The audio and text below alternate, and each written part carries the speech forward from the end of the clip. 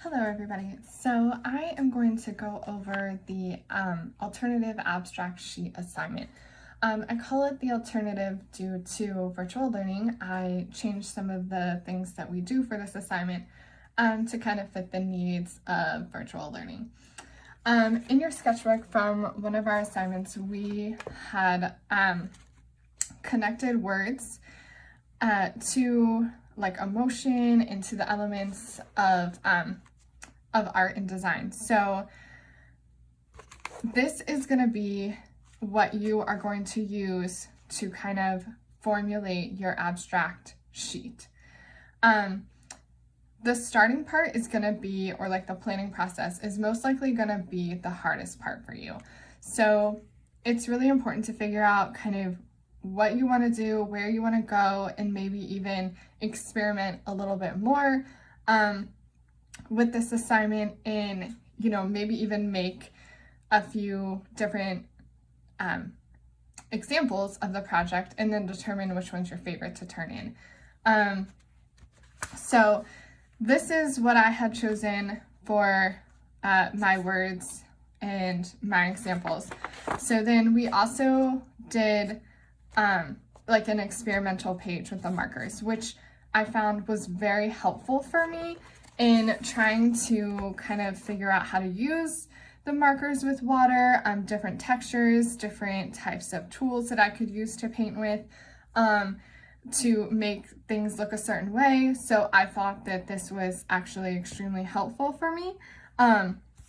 You can see that when I added more water, it kind of spread it out and it kind of dried with this line, which I actually really like. And it does kind of give us a little bit of like an applied texture.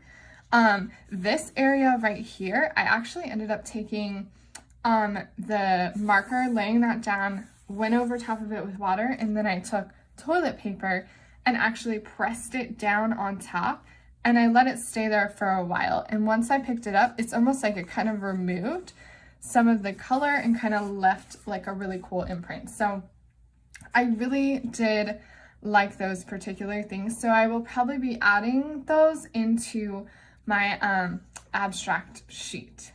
So I'm gonna start with this and kind of figuring out, what I really like from this and trying to incorporate it into my project.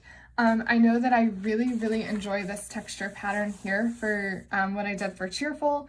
So I definitely know that I'm going to use this. I really also like the Frustrated with like kind of like the starburst. And then I do like the Tired line because it's kind of lazy. I don't know if you can see that. Let me turn it around here.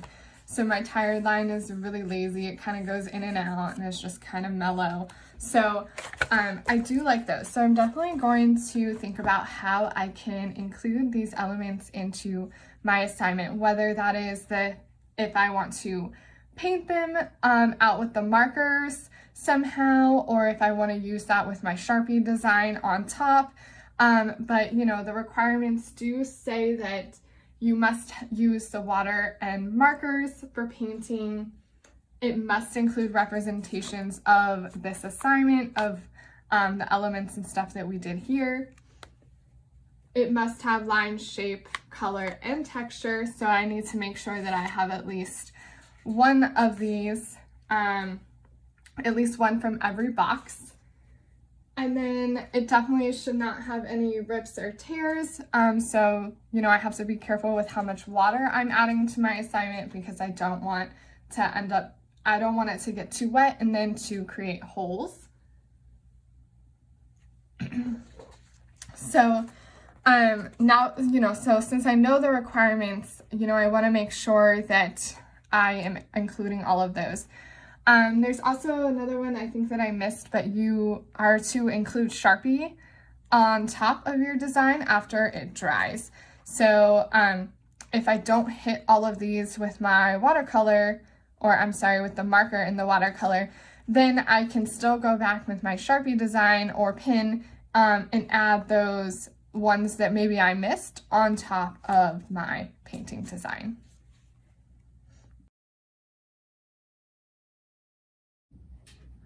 Okay, so here is kind of what I've started with. I've kind of taken a few things from my notes and incorporated them into here is kind of just like a layout. So I definitely added these because I liked those a lot, so I drew those in here. I took my frustration shapes and put them here, and I took a sad shape,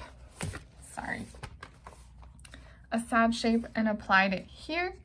And then my tired line, I kind of having, you know, really slowly kind of fading in and out, going through my shapes. So this is kind of what I'm starting with. So I think what I'm going to do is actually take the colors that I have here and somehow incorporate them into the shapes.